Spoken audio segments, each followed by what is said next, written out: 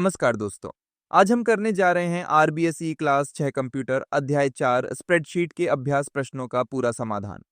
अगर आपको इस चैप्टर के सवाल समझ नहीं आ रहे हैं या आप एग्जाम की तैयारी कर रहे हैं और चाहते हैं कि सारे प्रश्न आसान तरीके से क्लियर हो जाएं, तो यह वीडियो आपके लिए बहुत ही उपयोगी होने वाला है। इस वीडियो में हम सभी वस्तुनिष्ठ प्रश्नों के सही उत्तर जानेंगे, रिक्त स्थान भरेंगे, लघु और दीर्घ उत्तरीय प्रश्नों को आसान भाषा में समझेंगे। तो बिना समय गंवाए चलिए शुरू करते हैं। सही विकल्प का चयन करने संबंधी पहला प्रश्न है, स्प्रेडशीट में कितनी पंक्तियां होती हैं? लिब्रे ऑफिस कैल्क में 10,48,576 पंक्तियां और 16,384 कॉलम होते हैं। अभ्यास प्रश्न के विकल्पों में दी गई संख्या 16,384 असल में कॉलम की संख्या है। जब आप स्प्रेडशीट खोलते हैं तो आपको एडी या लेटी हुई रेखाएं दिखाई देती हैं, जिन्हें पंक्ति या रो कहा जाता है। इन्हें पहचानने के लिए इनके बाईं ओर संख्याएं लिखी होती हैं, जैसे 1, 2, 3, जिन्हें रो हेडर्स कहते हैं। 10,48,576 पंक्तियां होने का मतलब है कि आप एक ही शीट में लाखों लोगों का डेटा, जैसे किसी बड़े शहर के स्कूल का परीक्षा परिणाम, सुरक्षित रख सकते हैं। आपकी पुस्तक के इस प्रश्न के लिए जो विकल्प जैसे 16,384 दिए गए हैं, वे असल में कॉलम की संख्या को दर्शाते हैं। दूसरा प्रश्न है, स्प्रेडशीट में मेन्यू बार कहां स्थित होता है? सही उत्तर है विकल्प सी, टाइटल बार के नीचे। स्प्रेडशीट विंडो में सबसे ऊपर टाइटल बार होता है, जहां फाइल का नाम लिखा होता है। ठीक इसी टाइटल बार के नीचे मेन्यू बार स्थित होता है। ये रिबन या टूल बार के ऊपर होता है। आइए अब रिक्त स्थानों की पूर्ति करते हैं। पहला प्रश्न है, स्प्रेडशीट में कॉलम और पंक्ति जहां पर एक दूसरे को काटते हैं, वह स्थान सेल कहलाता है। स्प्रेडशीट एक बहुत बड़ी शीट होती है जो रोज और कॉलम से मिलकर बनी होती है। स्प्रेडशीट में ऊपर से नीचे की ओर जाने वाली खड़ी लाइनों को कॉलम कहते हैं। बाईं से दाईं ओर जाने वाली लेटी हुई लाइनों को पंक्ति कहते हैं। जब एक खड़ी रेखा अर्थात कॉलम और एक लेटी हुई रेखा अर्थात रो एक दूसरे को काटती है, तो उनके बीच जो चौकोर डिब्बा या स्थान बनता है, उसे ही सेल कहा जाता है। अगला प्रश्न है, स्प्रेडशीट वर्कबुक के पेज को वर्कशीट कहते हैं। इसे समझने का सबसे आसान तरीका आपकी स्कूल की नोटबुक अर्थात कॉपी है। जैसे आपकी पूरी कॉपी एक वर्कबुक है, वैसे ही कंप्यूटर पर स्प्रेडशीट की एक पूरी फाइल को वर्कबुक कहते हैं। जैसे उस कॉपी के अंदर बहुत सारे पन्ने होते हैं, वैसे ही एक वर्कबुक के अंदर जो अलग अलग पेज होते हैं, उन्हें वर्कशीट कहा जाता है। वर्कशीट स्प्रेडशीट का वह पन्ना है जिस पर हम लिखते हैं, और इन पन्नों के समूह को वर्कबुक कहते हैं। अगला प्रश्न है, स्प्रेडशीट में जूम स्लाइडर की न्यूनतम सीमा 20% और अधिकतम 400% होती है। एमएस एक्सेल में न्यूनतम जूम 10% होता है, लेकिन लिब्रे ऑफिस कैल्क में यह न्यूनतम 20% होता है। न्यूनतम जूम में स्क्रीन बहुत छोटी दिखेगी और ज्यादा डेटा एक साथ दिखाई देगा। अधिकतम जूम में स्क्रीन बहुत बड़ी दिखेगी और अक्षर व सेल साफ बड़े दिखेंगे। आइए अब लघुत्तरात्मक प्रश्नों को हल करते हैं। पहला प्रश्न है, नेम बॉक्स में क्या प्राप्त होता है? नेम बॉक्स में सक्रिय सेल का पता प्राप्त होता है। जब हम लिब्रे ऑफिस कैल्क खोलते हैं तो स्क्रीन पर बाईं ओर टूल बार के ठीक नीचे एक छोटा सफेद डिब्बा दिखाई देता है, जिसे नेम बॉक्स कहा जाता है।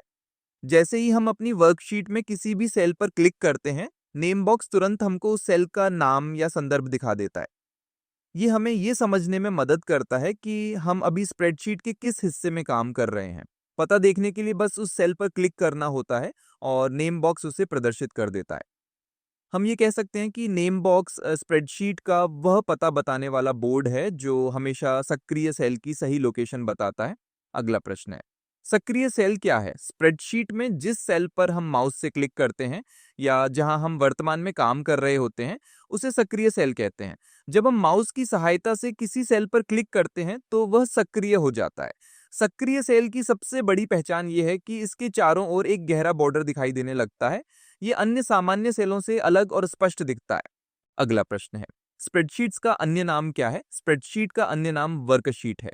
जिस प्रकार आपकी स्कूल की नोटबुक में आप अपना काम करते हैं, उसी प्रकार कंप्यूटर पर जहां हम डेटा लिखने और गणना करने का काम करते हैं, उसे वर्क करने वाली शीट यानी वर्कशीट कहा जाता है। अगला प्रश्न है, फाइल ओपन करने की शॉर्टकट की क्या होती है? फाइल ओपन करने की शॉर्टकट की कंट्रोल+O होती है। कंप्यूटर में किसी भी काम को जल्दी करने के लिए हम माउस की जगह कीबोर्ड के कुछ खास बटनों का उपयोग करते हैं, जिन्हें शॉर्टकट की कहते हैं। स्प्रेडशीट में पहले से बनी हुई किसी फाइल को खोलने की शॉर्टकट की कंट्रोल+O होती है। आइए अब अध्याय के अंतिम 3 प्रश्नों को हल करते हैं। पहला प्रश्न है, स्प्रेडशीट के होम टैब में उपलब्ध समूहों के नाम लिखिए। अपनी पुस्तक के अनुसार स्प्रेडशीट के मेन्यू बार में कई महत्वपूर्ण समूह या टैब पाए जाते हैं। मेन्यू बार टाइटल बार के नीचे और रिबन के ऊपर स्थित होता है। मेन्यू बार में उपलब्ध मुख्य समूहों के नाम और उनका सरल विवरण यहाँ दिया गया है। मेन्यू बार में मुख्य रूप से home, insert, format, style, sheet, data आदि ग्रुप या टैब पाए जाते हैं। कैल्क के सभी महत्वपूर्ण कमांड इन्हीं समूहों के अंदर होते हैं। फाइल, यह पूरे दस्तावेज पर लागू होने वाले कमांड्स को शामिल करता है। इसमें फाइल को खोलने, सेव करने, प्रिंट करने और पीडीएफ के रूप में निर्यात करने जैसे विकल्प होते हैं। एडिट, इसमें दस्तावेज में सुधार या बदलाव करने के कमांड होते हैं, जैसे अंडो, कॉपी और फाइंड और रिप्लेस के विकल्प। व्यू, यह स्प्रेडशीट के दिखने के तरीके को नियंत्रित करता है। यहाँ से आप टूल बार को देख या छिपा सकते हैं और जूम या फुल स्क्रीन जैसे विकल्प चुन सकते हैं। इंसर्ट, अपनी शीट में नई चीजें जोड़ने के लिए इसका उपयोग होता है, जैसे इमेज, चार्ट या टेक्स्ट बॉक्स डालना।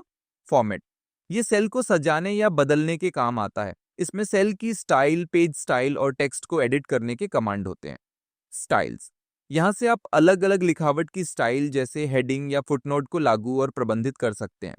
शीट, ये पूरी शीट पर काम करने के लिए है, जैसे नई शीट डालना, पुरानी शीट को मिटाना या शीट का नाम बदलना। डेटा, आंकड़ों को व्यवस्थित करने के लिए इसमें क्रमबद्ध करने और ऑटो फिल्टर जैसे कमांड होते हैं। टूल्स, इसमें स्प्रेडशीट की जांच करने के लिए स्पेलिंग चेक और मैक्रोस जैसे सहायक फंक्शन होते हैं। विंडो और हेल्प, विंडो मेन्यू से आप नई विंडो खोल सकते हैं, जबकि हेल्प मेन्यू आपको सॉफ्टवेयर चलाने के लिए गाइड और जानकारी प्रदान करता है। अगला प्रश्न है, स्प्रेडशीट में फाइल ओपन करने की प्रक्रिया लिखिए। फाइल ओपन करने के चरण इस प्रकार हैं। सबसे पहले फाइल मेन्यू पर क्लिक करें, फिर ओपन विकल्प को चुनें या Ctrl+O दबाएं। अब ब्राउज पर क्लिक करें और उस फोल्डर को ढूंढें जहां आपकी फाइल सेव है। अपनी फाइल के नाम पर क्लिक करें। अंत में ओपन बटन पर क्लिक करें, आपकी फाइल खुल जाएगी। अगला प्रश्न है, स्प्रेडशीट मुख्यतः किस प्रकार के कार्यों में उपयोग लिया जाता है? स्प्रेडशीट एक बहुत बड़ी शीट होती है जिसमें आंकड़े और सूचनाएं पंक्तियों और कॉलम में व्यवस्थित होती हैं। इसके मुख्य उपयोग इस प्रकार हैं। 1. आंकड़ों को व्यवस्थित और प्रबंधित करना। स्प्रेडशीट का उपयोग डाटा को पंक्तियों और कॉलम में व्यवस्थित करने के लिए किया जाता है। यह सूचनाओं को सारणीबद्ध रूप में रखने में मदद करती है ताकि उन्हें आसानी से समझा जा सके। 2. गणितीय गणनाएं करना। स्प्रेडशीट की सबसे बड़ी विशेषता यह है कि यह गणितीय सूत्रों की मदद से बहुत तेजी से गणना कर सकता है। यदि आप किसी मुख्य आंकड़े को बदलते हैं तो स्प्रेडशीट उससे जुड़े परिणामों की गणना अपने आप दोबारा कर लेता है। 3. परीक्षा परिणाम और मार्कशीट तैयार करना। स्कूलों में शिक्षकों के लिए स्प्रेडशीट बहुत उपयोगी है। इसका उपयोग विद्यार्थियों के सभी विषयों के पूर्णांक और प्राप्तांक लिखने, उनका जोड़ करने और प्रतिशत निकालने के लिए किया जाता है। 4. वित्तीय और व्यापारिक कार्य। बड़े ऑफिसों और दुकानों में भी इसका बहुत उपयोग होता है, जैसे खरीदारी के बिल बनाना, बैलेंस शीट तैयार करना। 5. आंकड़ों का ग्राफिक प्रदर्शन। कभी कभी आंकड़ों को केवल संख्याओं में देखना कठिन होता है। स्प्रेडशीट हमें आंकड़ों को चार्ट या ग्राफ के रूप में दिखाने की सुविधा देता है।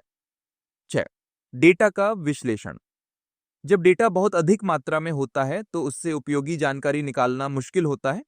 स्प्रेडशीट हमें आंकड़ों का विश्लेषण करने और उन्हें क्रमबद्ध करने में मदद करती है।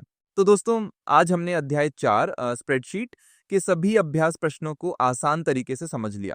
उम्मीद है कि अब आपको इस चैप्टर के सारे सवाल अच्छे से क्लियर हो गए होंगे और आप एग्जाम में कॉन्फिडेंटली आंसर कर पाएंगे। अगर वीडियो आपको हेल्पफुल लगा हो तो वीडियो को लाइक करें, अपने दोस्तों के साथ शेयर करें और चैनल को सब्सक्राइब करना ना भूलें, ताकि आपको ऐसे ही सभी चैप्टर्स के अभ्यास प्रश्नों के समाधान मिलते रहें।